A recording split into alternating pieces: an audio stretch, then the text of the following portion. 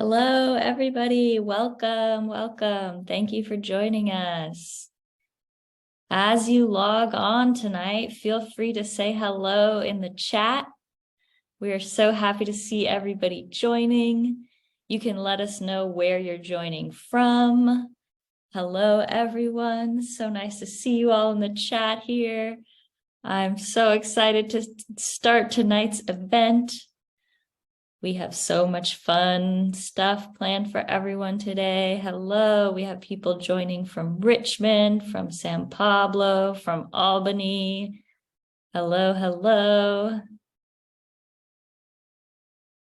As people are joining us, I am curious, has anybody watched any animated movies or shows lately? Does anyone want to share with us some of the animated content they've been watching? Oh, I see someone's joining all the way from New Mexico. Welcome. Hello. All right. Yeah, let us know what kind of animated shows do you like? Some people like to watch Pokemon. What are some of our favorite animated characters? Hello, got some students joining. Welcome, everybody. We've got some Avatar fans, Puss in Boots fans. Very fun. Welcome, welcome.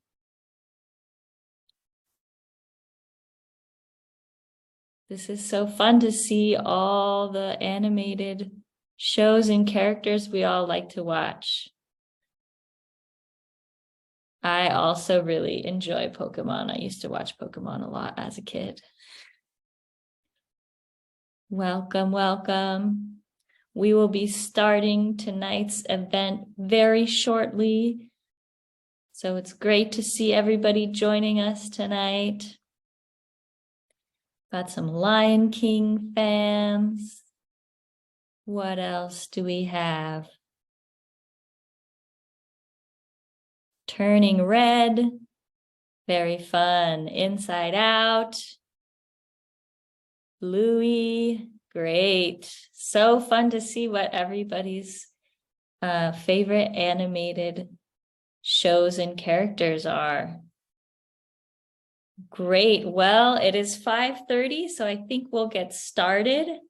My name is Julia. I will be your host for the evening. I work with Scientific Adventures for Girls. If you're not familiar with what we do, Scientific Adventures for Girls is a nonprofit working to close the gender gap in science, technology, engineering, and math. So we provide after-school STEM programming to girls and gender-expansive youth in grades kindergarten all the way through 6th grade. And our goals are to increase positive attitudes towards science, technology, engineering, and math, and provide hands-on learning opportunities for students and encourage lifelong learning of STEM subjects. So even though our after-school programs are for girls, tonight's event is for everybody. So welcome, welcome. We're so excited to see you all here. Our partner and collaborator for tonight's event is Pixar. Pixar is a close collaborator with Scientific Adventures for Girls. Their campus is close by our office, and they are the perfect partner for tonight's STEAM event. The letters in STEAM stand for science, technology, engineering, art, and math. And Pixar uses all of those things, science, technology, engineering, art, and math, to create beautiful, fun, and impactful films and television shows. So we are so excited to be able to showcase tonight some of the amazing women who are working with Pixar as engineers, computer programmers, and artists to create the tools needed to make the wonderful Pixar films that we all love. So I want to give a big thank you to Pixar and everybody here for being with us tonight. Before we get started, I have a couple of reminders. Since this is a webinar, we can't see your faces or hear your voices tonight, but we are really excited that you're here. You can use the chat function to chat with us. and we can all see what you all have to say in the chat. This event, like all of our family STEAM nights, will be posted on our YouTube after the event is over. So if you miss any of the activities, or if you don't have the materials tonight, you can still follow along and use the videos to try some of these activities on another day. If you have questions for our guests, you can use the chat function, and we will try to answer our questions as best as we can. We have Emily, Katya, and Holly from Pixar here today, and they will be monitoring the chat as well. So feel free to ask questions during the event. We will be guiding you through some exciting demonstrations as well as some hands-on activities tonight. If you didn't receive a supply kit, we will post any materials that you need in the chat right now. If you did receive a kit, now is the time to go ahead and find your kit and get ready to follow along with the activities. So at the end of the night, we will be raffling off some really exciting prizes that were graciously donated by our partners at Pixar. But you must be present at the time of the raffle in order to win. So make sure you stick around to the end of the event. Tonight's event will be around 1 hour long, so we'll be wrapping up around 6:30 tonight. We will also be asking the adults in the audience to participate in 3 different poll questions throughout the night. So please, adults, stick around, keep an ear out for a call to action to help us out with some poll questions. And to get us started, we're gonna send out our first poll. So adults, this is where we need you to help us out and take this poll for your household member. In the poll, you will answer a few questions that will let us know more about who is joining us tonight. So the poll should pop up on your screen. We'll give you a couple minutes to fill out all 3 questions. And when you're finished filling out the form, you can press submit for us. So while we're waiting for people to fill out their polls, I am curious if anybody has seen the movie Lightyear, this Pixar movie. It's came out kind of recently. I watched Lightyear. Some other people have seen the movie. Great. Awesome. I see a question in our chat already from Alicia, and she asked who this person is that keeps popping in. And I know it's a family STEAM night, and so you might see members of my family popping in the background from outer space. So this is my youngest son, Emerson, and he's excited to learn and do some of the activities too. My other son just entered too. Great. Thanks so much, Emily. And thank you everyone for joining us. I'm really excited. I think everybody is done taking the poll. So I'm gonna pass it off to Emily from Pixar, and she can go ahead and get us started with our first demo. Thank you so much, Julia. And just a quick sentence from me. I'm Emily Davis. I've worked at Pixar Animation Studios for just over 14 years. I've had the privilege of working on so many feature films and short films, from Up, which was the first thing I got to work on, to most recently a series that will be coming out on Disney Plus in the holiday season. It's called Win or Lose. And I'm going to pass it off to Holly, and then Katya will introduce ourselves. We're going to be your question answers today. All right. Thanks, Emily. So my name is Holly. I am a technical director at Pixar, and I worked here for a long time. The first short film I ever worked on in computer graphics was called Jerry's Game. So you can look that up on the internet because it's a long time ago. And yeah, I'm working on Good Game with Emily, which is our first original streaming series from Pixar. So Win or Lose is what it's going to be called out in the world on Disney Plus. And I'm excited to hear all of your questions tonight. I'll pass it off. Hi, and I'm Katya, and I'm a software engineer, and I work in the kind of research and development portion of Pixar, where we create the software and the tools that a lot of the animators use, and the lighters and all the people you're going to learn about, all the cool things that they do. And my specific job is to make sure when new features are added and more things are made to make it more awesome, that it doesn't break everything else, and it all still works, and it all still makes sure we can still make our movies. Thanks, Katya. I want an agreement from everyone who's out there that they can keep a secret, because what we're about to show you and share with all of you is secret behind the scenes stuff. And my boss at Pixar said that I can share this with you as long as you promise not to take photos, not to take screen captures, not to post anything online, because all of these secrets are extra special just for this audience. So please give me your promise. Thank you, everyone. First, we're going to go over the Pixar pipeline. This means you're going to get to learn about how we make the movies at Pixar. And now you're going to get to hear from 3 technical directors who worked on the movie.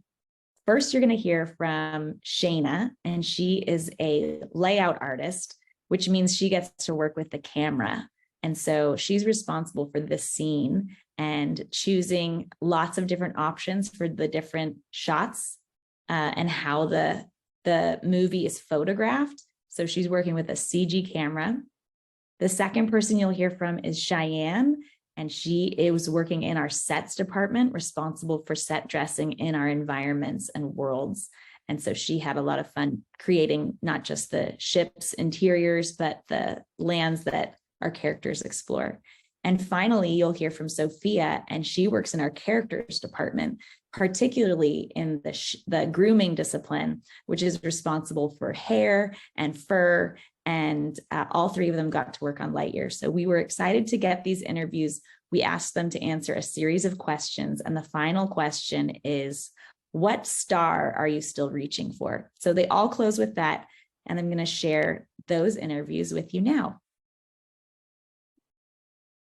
Here's first from Shayna.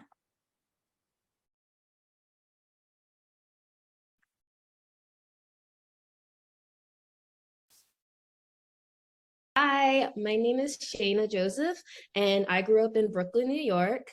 And when I was younger, my favorite subject was math. I loved doing all types of math up until I went into college, and I majored in computer science there. And now I'm a layout artist at Pixar. And I think what got me the most interested in this job is while I was in college and while I was also in high school, I really loved photography. So I did a lot of photography, and I wanted to do compositions and things of that sort, but I wanted to do it in animation. And so, yeah, that's why I do layout at Pixar. In my daily work, we work a lot with computers and programs and just learning new material. We always learn new programs and materials to get our jobs done. So there's a lot with technology in our jobs as well as art, because we're always figuring out how to make basically a scene look good. We're always moving around cameras and people. And so we rely on STEAM a lot here at Pixar. On Lightyear, a memorable moment for me was definitely near the end of the movie when Izzy leaps off and goes into space. I worked on that sequence for about 2 to 3 months. So that sequence is really close to my heart. It was really fun figuring out how to get Izzy to leap off, the different types of shots that we wanted to portray the fear of space, but also her overcoming her fear at the same time. And when I look back at it, I love watching that moment, and I'm really proud of it. I would say that a star that I'm still reaching for in my journey currently, not entirely sure, but I always like growing as an artist, and I'm always trying to do new things and learn from other people around me. So I think currently I just want to grow, and we'll see where that takes me. And Thank you, Shayna. yes. That was Shayna. I got to work on a team with her, recently. She's great. So now I'm going to share from Cheyenne. Cheyenne is in the sets department. Here's Cheyenne's interview.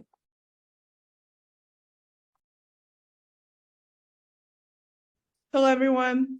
I'm Cheyenne Chapel. I'm from Brenham, Texas, which is outside of Houston, Texas. And my favorite subject growing up was art. So currently I'm a set dressing technical director at Pixar.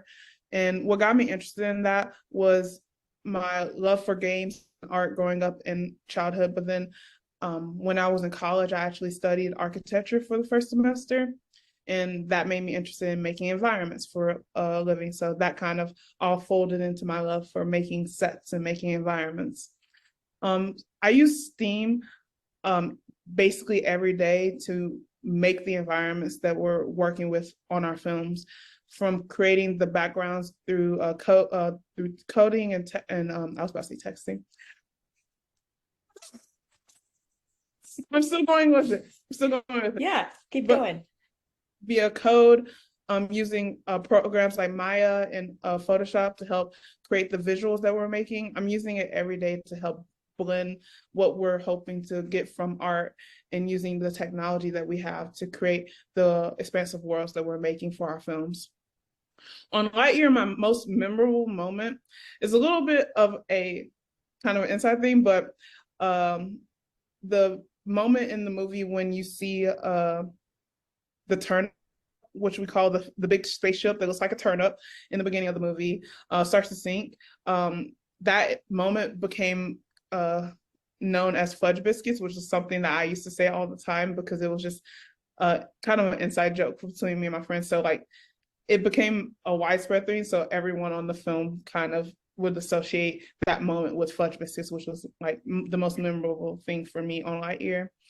And the star that I'm still reaching for in my journey, I would have to say it would probably be being content with who I am and what I'm doing in my work, and knowing that I'm enough and I'm able to bring my best foot forward and make beautiful work every single day.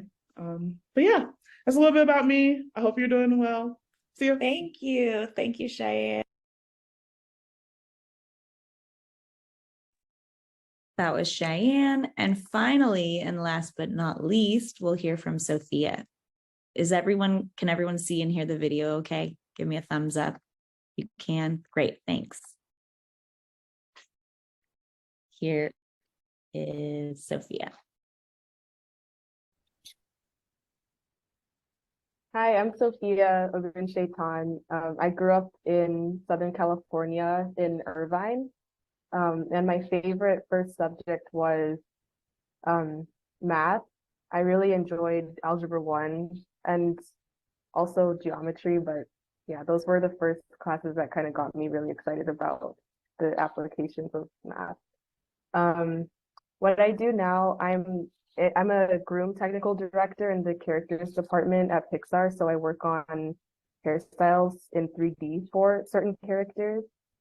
And what got me interested in that job was just, thinking it's really cool to simulate and like recreate hairstyles in 3D from a technical standpoint. Like since I was studying computer science in school, I was able to apply those skills to my job now and combine it with like artistic skills as well to just make cool hair. So yeah. How do I rely on Steam? I rely on Steam generally indirectly all day, every day, because the softwares we use are like 100% programmed using math and and just programming. So I use it indirectly through that, but then also directly because the work I do in terms of modeling hair, sometimes we use math and programming to remodel or like just recreate certain curve shapes in hair, like curls and braids and things like that are mathematical inherently in when you're trying to simulate them on a computer. And yeah, so a memorable moment for me when I was working on Lightyear was probably when I was working on Alicia Hawthorne, this character, and her original design was like big curly hair, but then she was redesigned and they chose to give her braids and cornrows and like a really cool natural hairstyle. And I was really excited by that because it was a challenge for our department. And specifically for me in terms of like writing new tools to give her these hairstyles and do it authentically. So that was a very memorable part of Lightyear for me. And the star I'm still reaching for in my journey is generally just trying to write tools and to, you know, make our softwares more inclusive of different hairstyles. So it's easier to recreate Black hairstyles specifically. Yeah, I think that's not really like a definitive goal, but it's more of a process and something we have to keep working at. So yeah.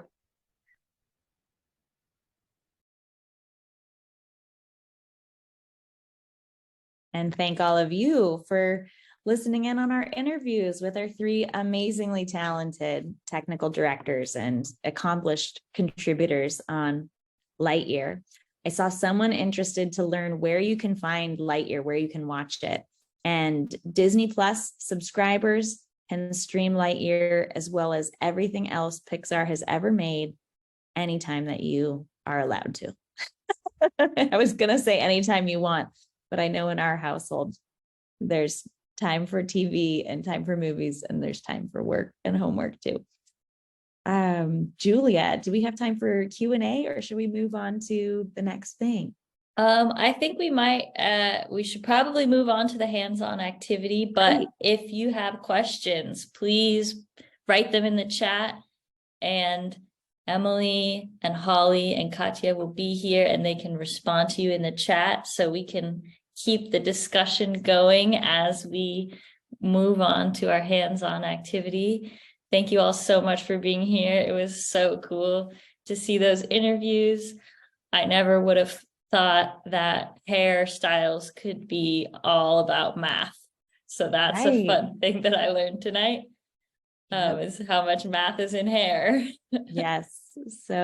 So many things involve math when you're creating them from nothing. I think that's one of the challenges in animation is you can't capture anything with a video camera. You have to create it all. So that's a big fun challenge that each department gets to tackle every day.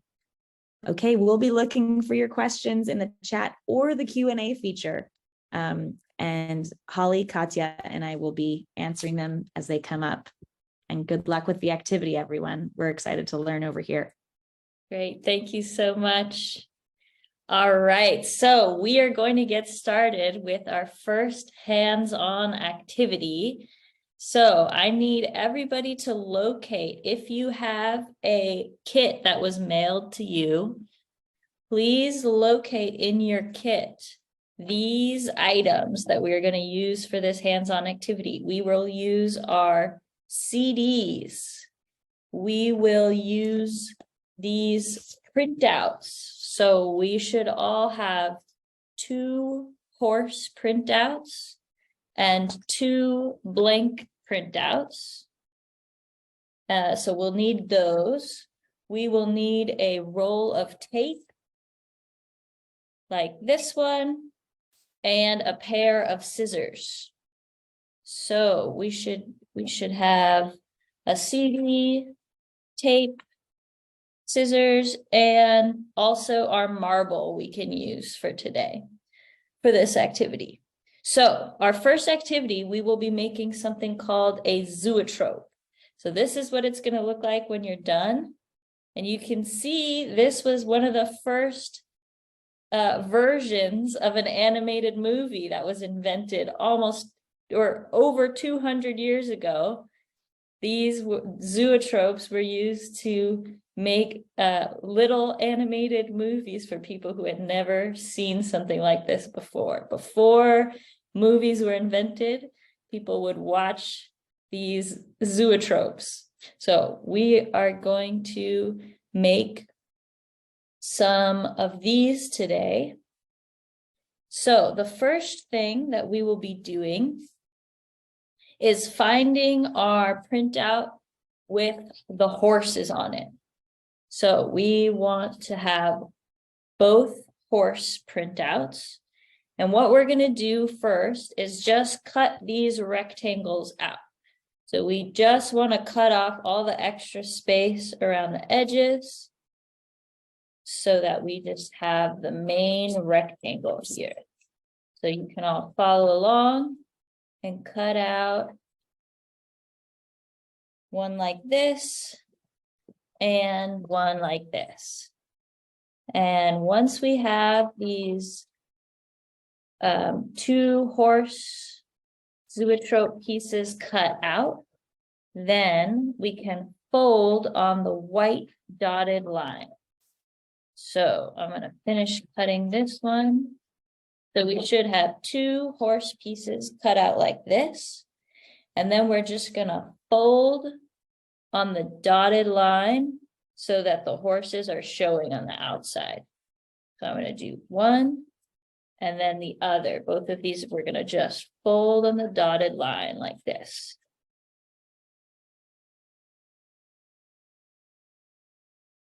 All right. So these are going to be put together like so. If you're a little bit behind, that's fine. You can always catch up, but we are going to keep going. So we have two cut out pieces of our horses and they're folded on the white dotted lines so that we can see the horses. The next thing we're going to do is take our pair of scissors and just cut these white rectangles out so that we make little gaps in our zoetrope like that. So we're just going to cut out all these little white rectangles.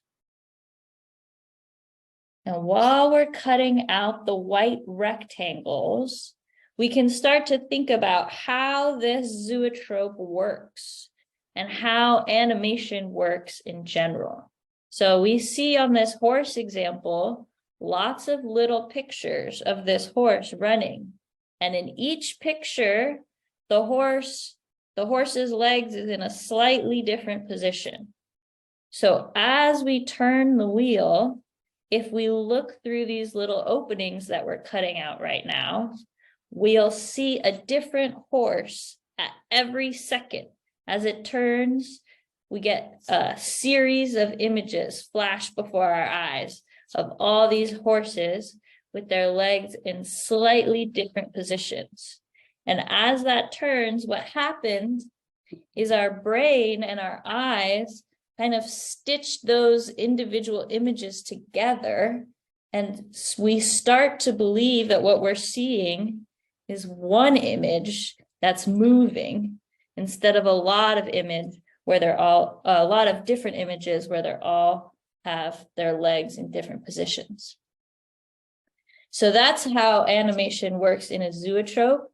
And it's also essentially how animation works in an animated movie, except for that in a movie, each individual picture is like an individual frame of the movie, and they all are just shown one after the other. And our brain interprets these series of images as one continuous motion. So I am almost done cutting out these little windows.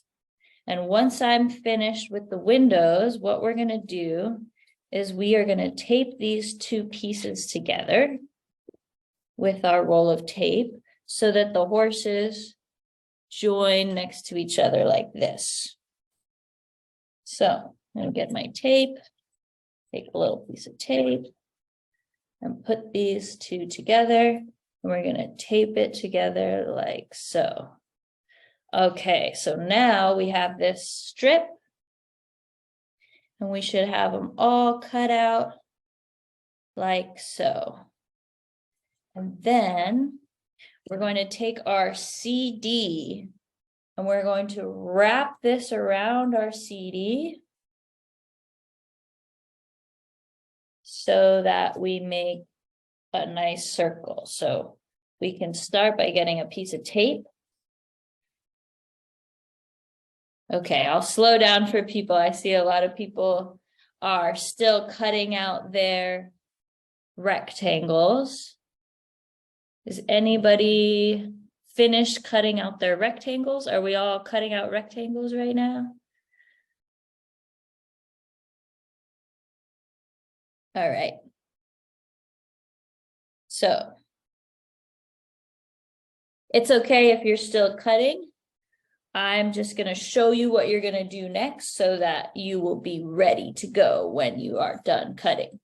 So I'm going to just, let's see, I'm going to start on the end here and put a piece of tape like that.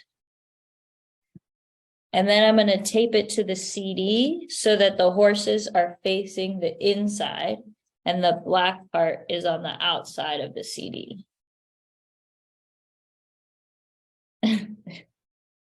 And we are going to be patient with ourselves because this is kind of a tricky thing to do. And if we start to get frustrated, we can take a little break.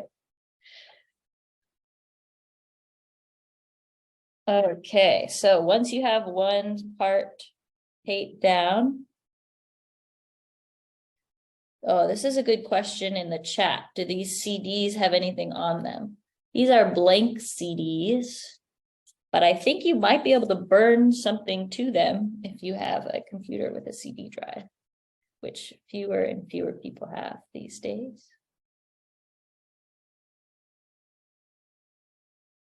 Okay, so I'm going to just keep taping this to the CD with the black part. So yeah, so we should have our two horse pieces are taped together here, and they both go together to go around this CD.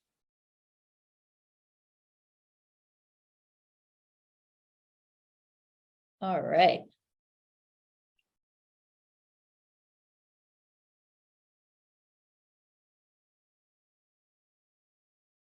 So once this whole thing is taped on, I'm going to get one more piece of tape. Then you can start to spin it. And there's two ways to spin it. You can spin it on your finger. And you should be able to kind of see the movie play. You'll have to look through these little holes as you do it. That's kind of the best way to get the movie. You can also take the marble, if you've got a marble in your kit, and you can put the marble in the bottom of the CD like this and tape it in from the top. So if we put the marble in the bottom and tape it in from the top, like so, then we can also try to, let's see, we can try to spin it on the marble like this. And that can make it go a little faster. So we can see the horse running. Can everybody see the horse running? There it goes. So you have another printout of a zoetrope. This one is blank. You should have two blank pieces. So for this one, you can draw your own. You can draw your own images.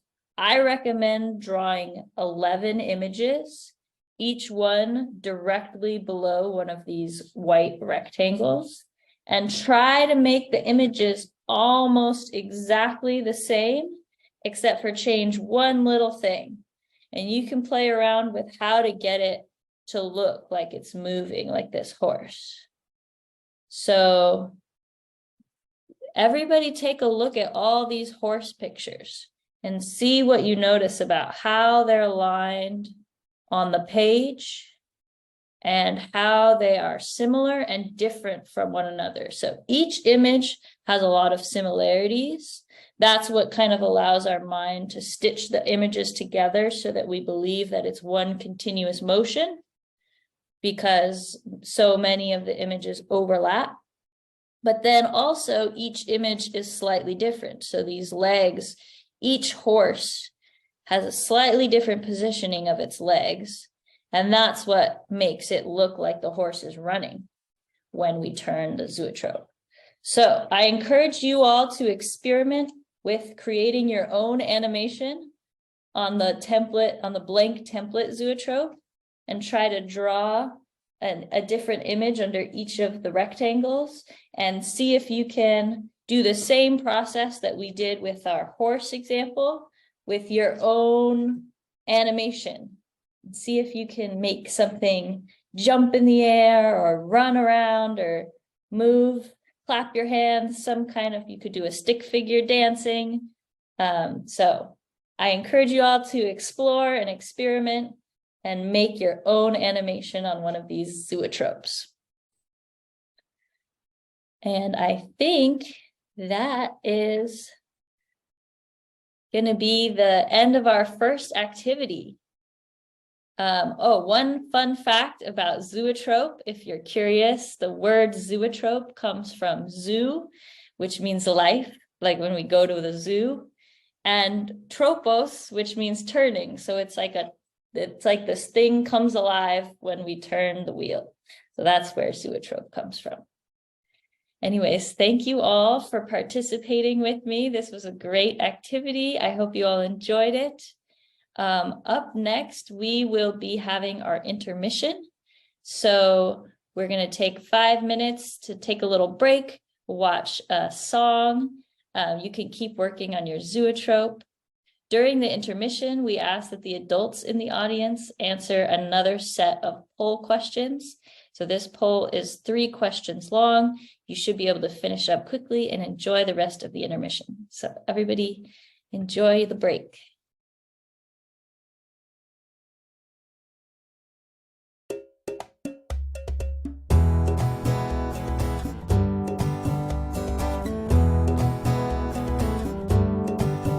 There are 8 planets in the solar system. We revolve around the sun. Join us to learn about the different planets. Now sing along and have some fun. My name is Mercury. I'm the second hottest planet, the closest one to the sun. A year on my surface is 88 days. I'm the smallest, but I'm lots of fun. My name is Venus. I'm the hottest planet, but the second planet from the sun. I'm the brightest planet in our solar system, and I'm too hot for anyone. My name is Earth. I'm the planet you live on, the third planet from the sun. I'm the only planet with organic life, so take care of me, 'cause we're all one. My name is Mars. I am red in color. I'm the 4th planet from the sun. I have the highest mountain in our solar system, a volcano named Olympus Mons. There are 8 planets in the solar system. We revolve around the sun. Join us to learn about the different planets. Now sing along and have some fun. My name is Jupiter. I am covered in clouds. I'm the 5th planet from the sun. My giant red spot is a raging storm. As for size, I'm the biggest one. My name is Saturn. I am brown in color. I'm the 6th planet from the sun. My outer rings are extremely thin. They're made of dust and icy chunks. My name's Uranus. I am blue in color. I'm the 7th planet from the sun. Humans have named me the the icy planet because I am the coldest one. My name is Neptune. I am blue in color. I'm the 8th planet from the sun. I have too many storms in my atmosphere, and I'm the furthest planet from the sun. There are 8 planets in our solar system. We revolve around the sun. Join us to learn about the different planets. Now sing along and have some fun.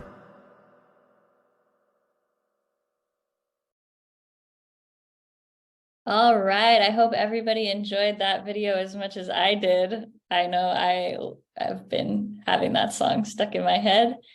I hope everybody also got a chance to answer our poll questions. We really appreciate you all filling out the poll. So it is time for our second activity, which is related to our theme, Reach for the Stars. So we are going to be making telescopes that will help us observe the night sky today. For our telescopes, we will be using the 2 sheets of colorful paper and the 2 lenses that are in your kit, as well as tape and stickers. So the stickers are going to be to decorate our telescopes today.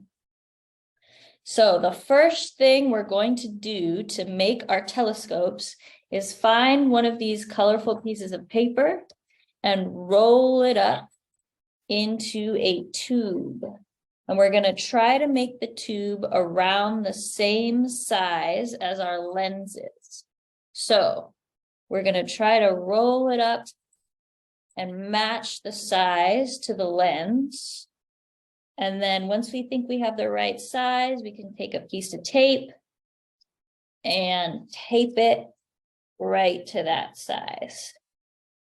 Just like that. Okay, so once we have this tube, we can start to look at our lenses. We have 2 lenses today. They are a type of lens called planar convex. So this means that on one side, they're flat, and on the other side, they bulge out.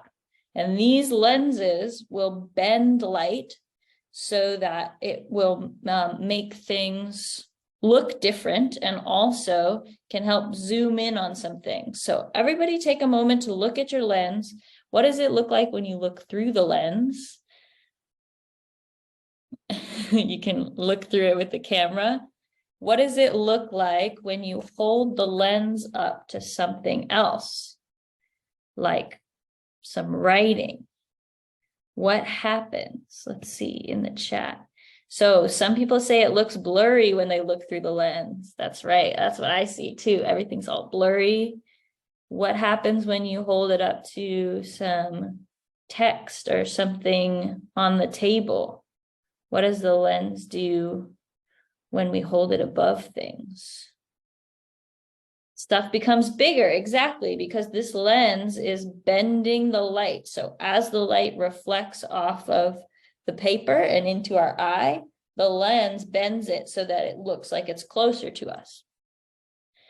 So now I want everybody to try holding up the 2 lenses like this, align them, and then hold them up to your eye. And see what happens when you hold one lens really close to your eye and put the other one and move it further away and closer to you. Does anybody see? This is why. What happens? Yeah, so it makes things bigger, makes things blurry, magnifies it. Exactly. Everything is close and big. It's upside down. Exactly. So when we look through 2 lenses, things turn upside down. And that's also because of the way that the lenses are bending the light as they pass through them. And so that's what we're going to use them for our telescopes, to magnify things outside. And it's also going to be upside down. So that's going to be kind of fun. All right. So once we have our tube, we're going to put our lens right in the end and just tape it in place right there. So we're gonna tape this lens like this. And we're gonna tape it on the other side too. I think that's the best way to do it. Just get 2 pieces of tape, 1 on each edge. And then we're gonna take our second piece of paper, we're gonna roll that up, and we're gonna make sure that it fits into our first tube. And then we're gonna tape it like that.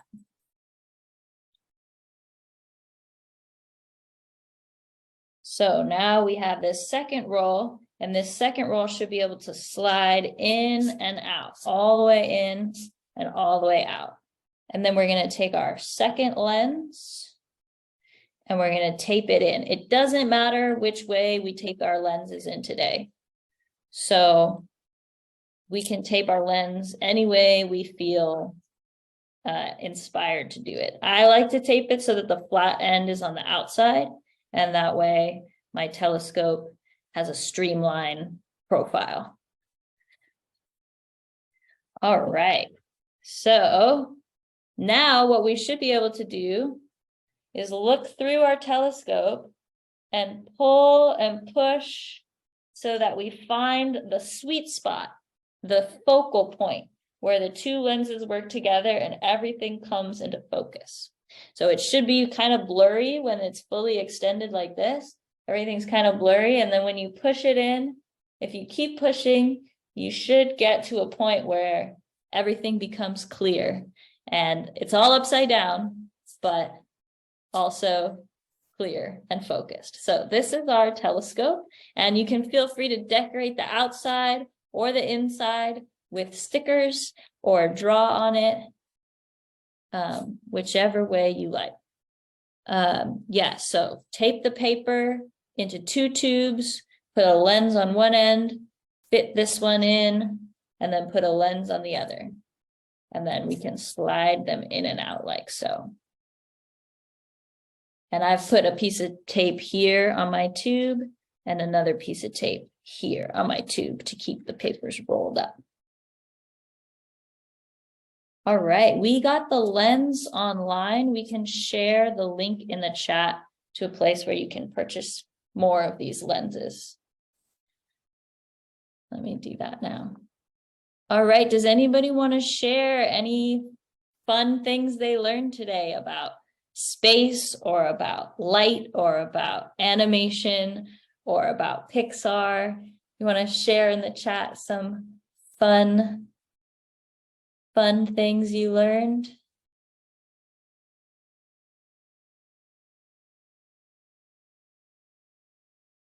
Great.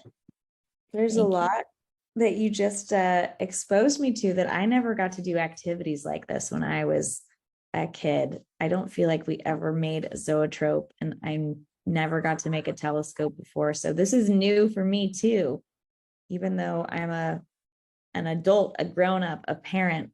This is all great learning for me to do as well. Oh yeah, I learned it takes 4 to 6 years to make one movie. That's a long time, right? Pretty cool.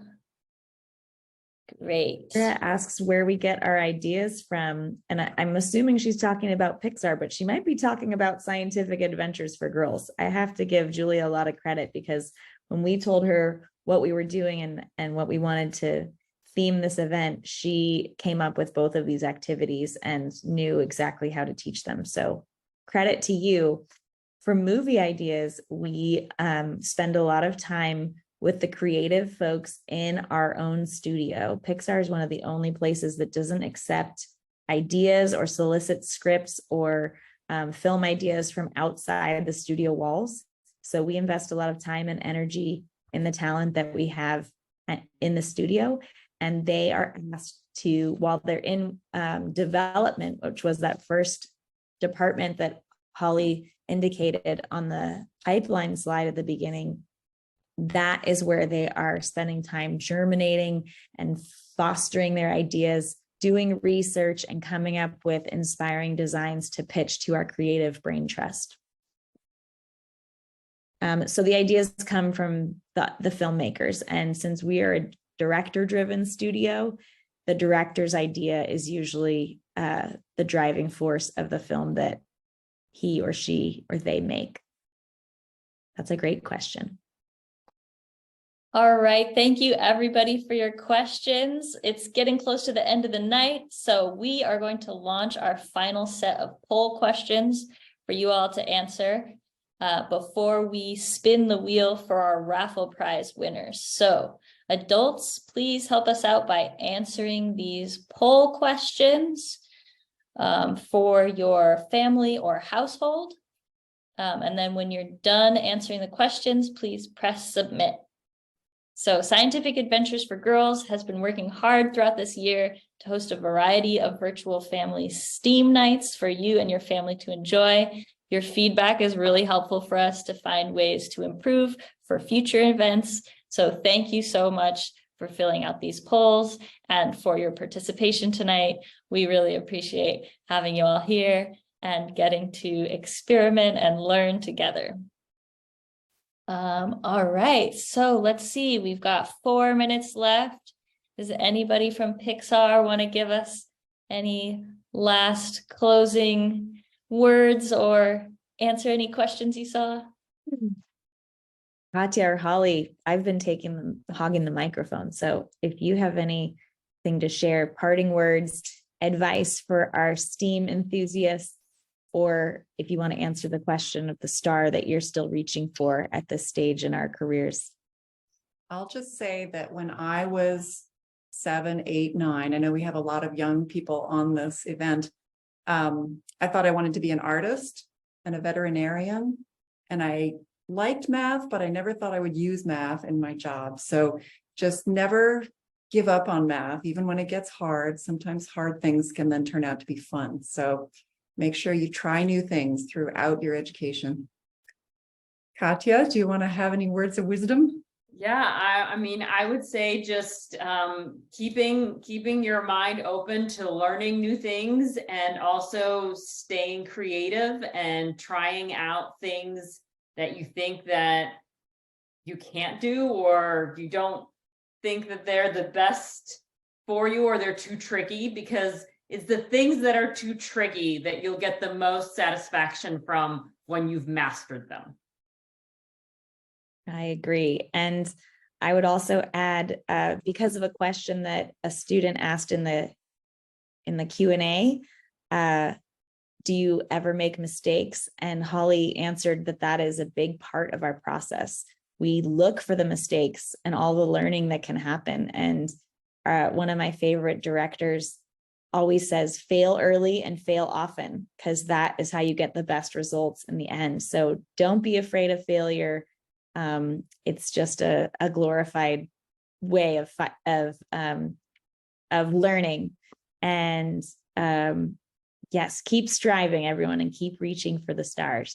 I would say that pretty much the main principle of engineering is like build, test, fail, build again. And that's how everything that you see that has ever been built around you has come into being. Without that failure, we'd have nothing.